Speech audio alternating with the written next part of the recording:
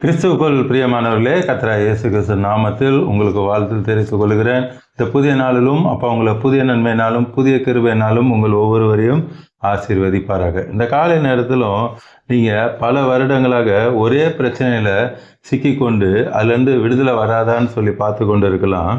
எனக்கு விடுதலையே இல்லையே, எனக்கு எப்படி விடுதலை கிடைக்கும் அப்படின்னு சொல்லி கூட நீங்கள் பார்த்து கொண்டு இருக்கலாம். இன்றைக்கி அநேகர் சில கட்டுகளில் பிடிபட்டு இருப்பாங்க. பாவக்கட்டு, பயத்தினால் வருகிற கட்டு, சிலர் கவலைப்பட்டுட்டே இருப்பாங்க. அது ஒரு பிசாசு பண்ணுகிற ஒரு கட்டு. அதே போல் மனவேதனை என்கிற கட்டு. இப்படி அநேக காரியத்தில் நீங்கள் இந்த காலை நேரத்தில் வேதனையோடு கூட பார்த்து கொண்டு இருக்கலாம். இன்றைக்கி அப்பா உங்களுக்கு ஒரு அருமையான ஒரு வாக்குத்தத்தத்தை கொடுக்குறாங்க. சங்கீதம் 146 அதிகாரம் 7வது வசனம். Psalms 146 chapter verse 7. கட்டுண்டவர்களை கர்த்தர் விடுதலையாக்குகிறார். இந்த காலை நேரத்தில் நீங்கள் எந்த கட்டில் இருந்தாலும் சரி, அது பாவ கட்டாக இருக்கலாம், பிசாசு கட்டாக இருக்கலாம், நல்ல வேலை கிடைக்கக்கூடாதபடி கட்டாக இருக்கலாம், எல்லாவற்றிலிருந்தும் நான் விடுதலை தருவேன் என்று சொல்கிறாங்க. கடைசியில் அவங்க எல்லாருக்காக நான் ஜெபிப்பேன், ஏசப்பா எல்லாருக்கும் அற்புதத்தை செய்வாங்க. சங்கீதம் 72 அதிகாரம் 4வது வசனம். Psalm 72 verse 4. ஜனத்தில் சிறுமைப்படுகிறவர்களை அவர் நியாயம் விசாரித்து. இன்னைக்கு இந்த காலை நேரத்தில் நீங்கள் பார்த்து கொண்டு இருக்கலாம், இப்போ நான் ரொம்ப சிறுமைப்பட்டு இருக்கிறேன், எனக்கு எந்த செல்வாக்கும் கிடையாது அப்படின்னு சொல்லி நீங்கள் பார்த்து கொண்டு இருக்கலாம்.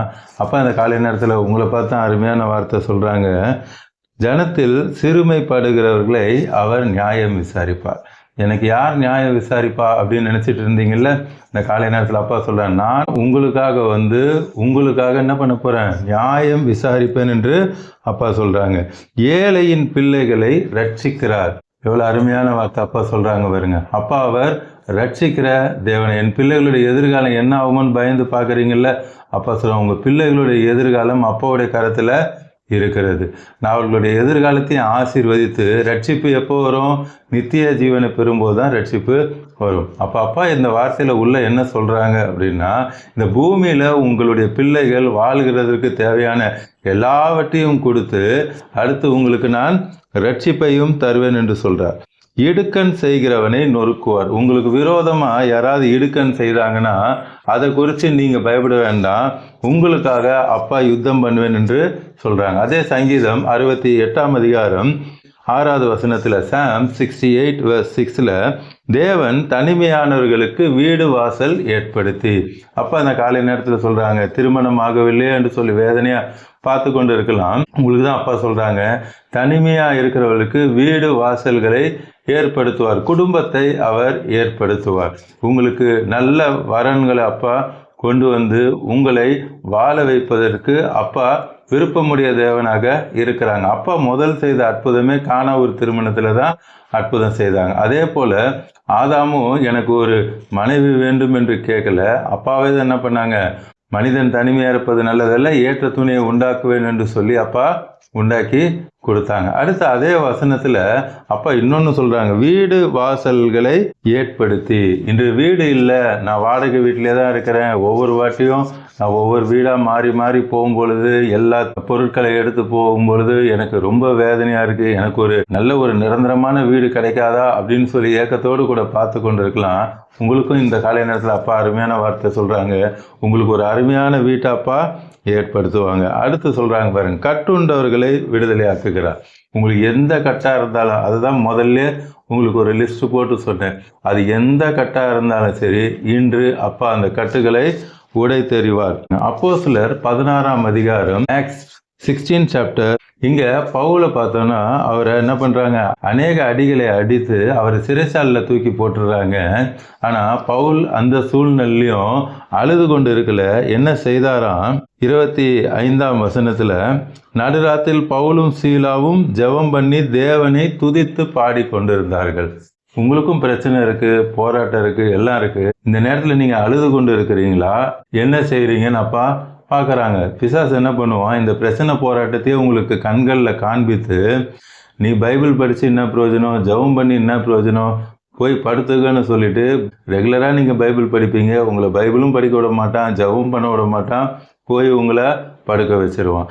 அந்த நேரத்தில் தான் பிரச்சனை வருகிற அந்த நேரத்தில் தான் அதிகமாக என்ன பண்ணணும், நம்ம பைபிள் படிக்கணும், ஜெபம் பண்ணணும். இங்கே எவ்வளோ அழகாக அவர் ஜெபம் பண்ணி அப்பாவை துதித்து பாடி கொண்டு இருந்தார்.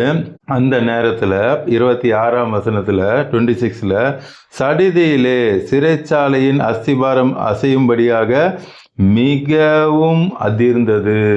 மிகவும் இம்மிடியட்டாக சடிதியாக என்னாச்சு? அப்போ பெரிய அற்புதங்க செய்தாங்க. உடனே கதவுகள் எல்லாம் திறவுண்டது.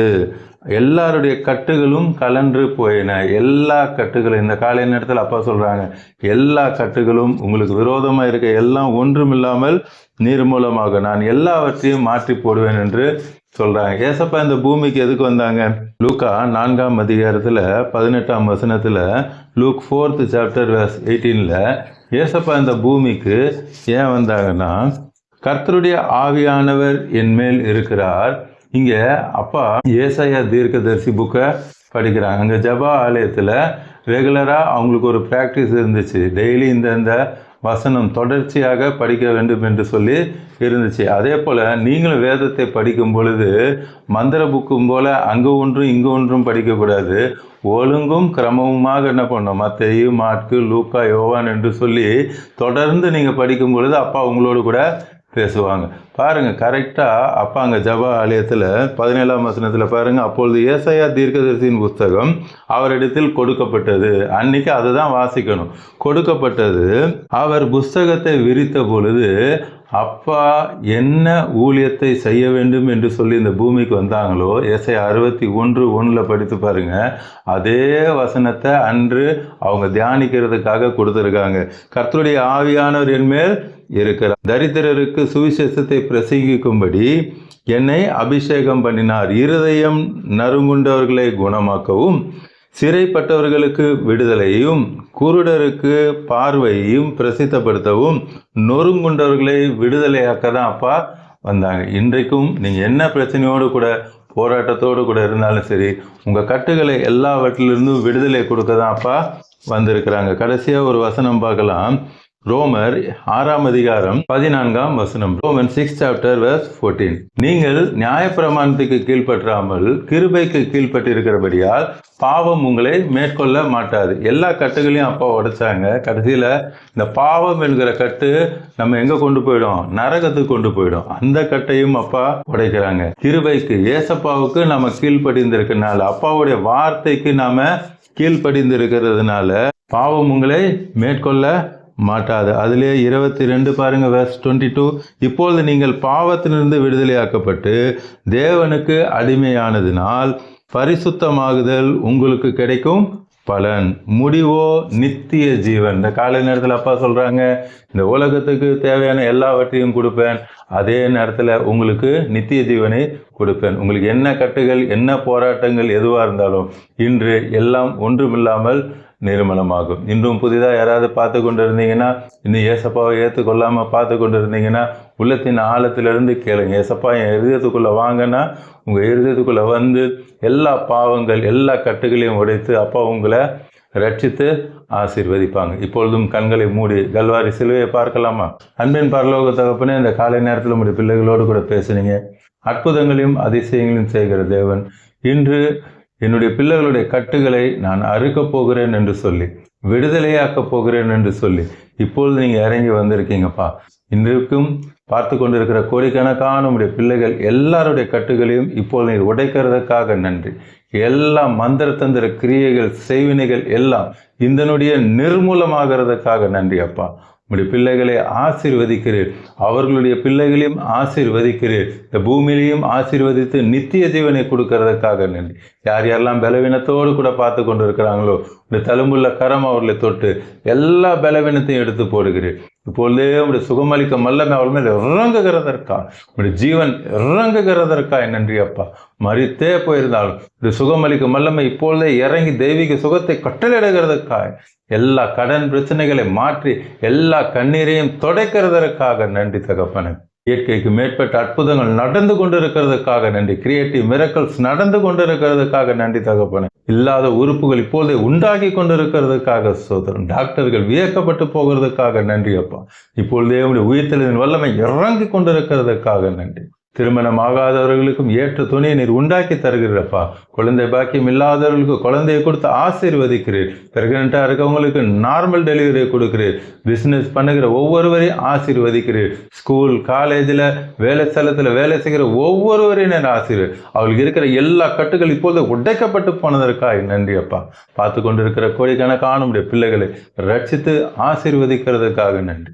இயேசு நாமத்தில் ஜெபிக்கிறேன் நல்ல பிதாவே. ஆமென், ஆமென். தொடர்ந்து பாருங்க, அப்பாவோட வார்த்தையை கேளுங்க, அநேகருக்கு ஷேர் பண்ணுங்க. எல்லோரும் ரட்சிக்கப்படட்டும், ஆசீர்வதிக்கப்படட்டும். உங்களுக்கு ப்ரேயர் பாயிண்ட் இருந்தால் கமெண்ட்டில் போடுங்க, உங்களுக்காக ஜெபிப்பேன். உடனே ஏசப்பா உங்களுக்கு அற்புதத்தை செய்வாங்க. மீண்டும் நாளை காலை புதிய வாக்குத்தத்தத்தோடு கூட உங்களை சந்திக்கிறேன். அதுவரை அப்பா உங்களையும் உங்கள் குடும்பத்தை அளவில்லாமல் ஆசீர்வதிப்பாராக. ஆமென்.